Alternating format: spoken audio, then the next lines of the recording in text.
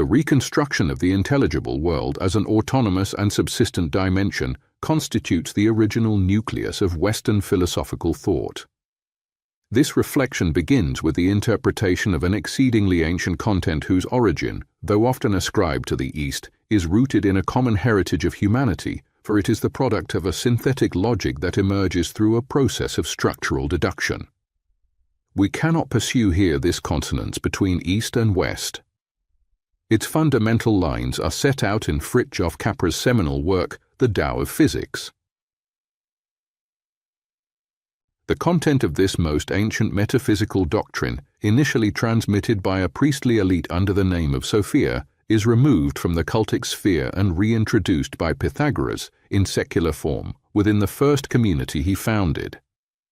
The great reputation won by Pythagoras places the philosophical communities of Magna Graecia at the center of acute political tensions.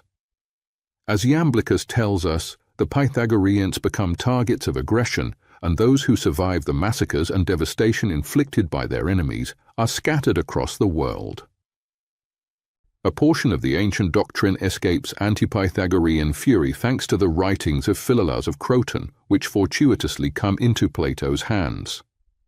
The dialogues, dense with allusions, preserve fragments of it, yet after the deaths of Plato, Speusippus, and Xenocrates, the ancient doctrine dissolves, deprived of its logical nucleus, condensed in a carefully guarded diagram never publicly displayed.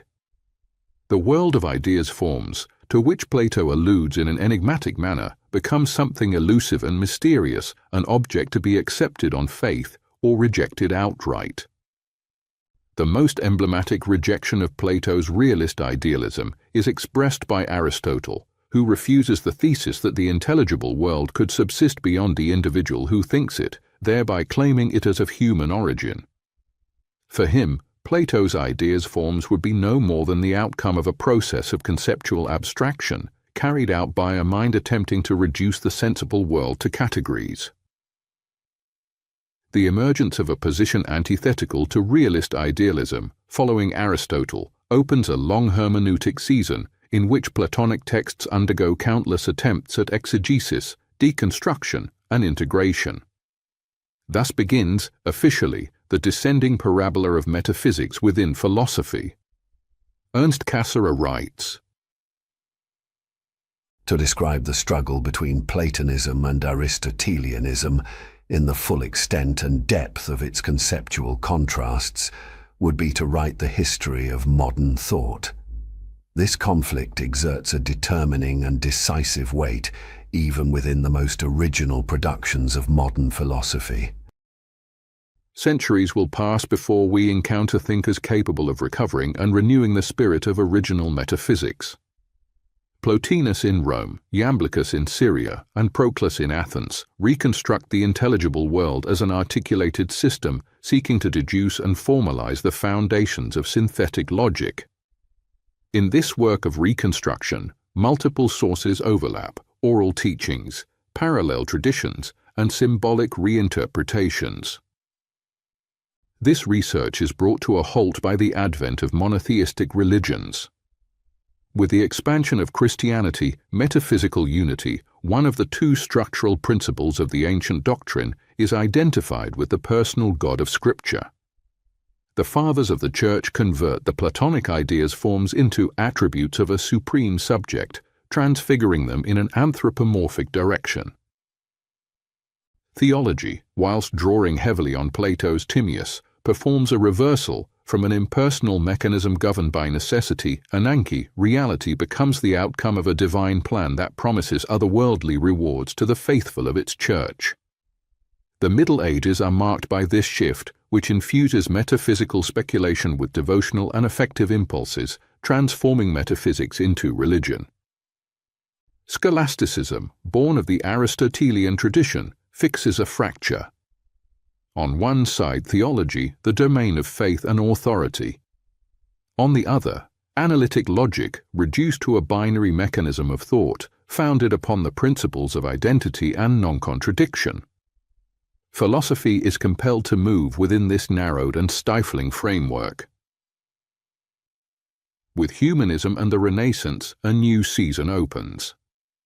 Under the influence of Islamic culture and Jewish mysticism, certain philosophers attempt to sever the identity between the metaphysical monad and the God of Scripture, generating an inevitable tension with orthodoxy. Churchmen respond with increasing rigor, and some thinkers, such as Amalric of Bina or Giordano Bruno, suffer its dramatic consequences. Leon Robin writes, At the end of the 14th century and in the 15th, one begins openly to shake off the tyrannical yoke of Aristotle and to seek the revelations of Plato. Florence is the center of this awakening, with Cosimo de' Medici, and under the enthusiastic influence of Gemistus Pletho, the Platonic Academy is established, of which Marsilio Ficino will be the animating spirit and the master. From that moment onwards, the current will not, in fact, cease to grow and to diversify.